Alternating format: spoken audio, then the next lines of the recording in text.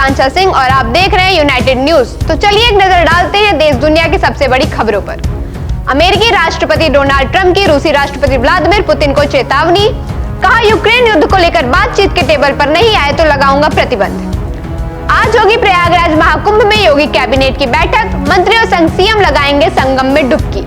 आम आदमी पार्टी संयोजक अरविंद केजरीवाल ने भाजपा पर साधा निशाना, मतदाताओं से कहा कमल का बटन दबाते ही चली जाएगी बिजली। सैफ अली खान चाकूबाजी की घटना के बाद लीलावती अस्पताल से हुए डिस्चार्ज, पत्नी करीना कपूर के साथ लौटे घर।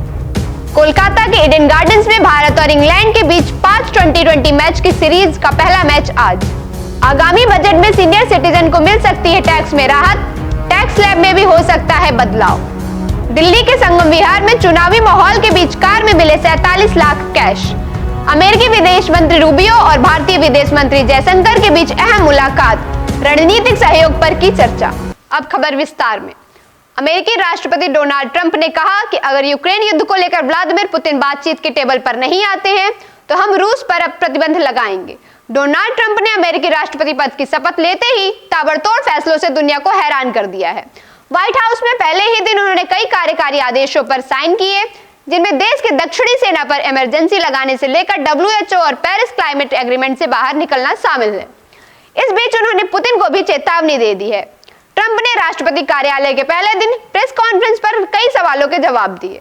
उन्होंने कहा कि अगर यूक्रेन युद्ध को लेकर व्लादिमीर पुतिन बातचीत के टेबल पर नहीं आते हैं तो हम रूस पर प्रतिबंध लगाएंगे।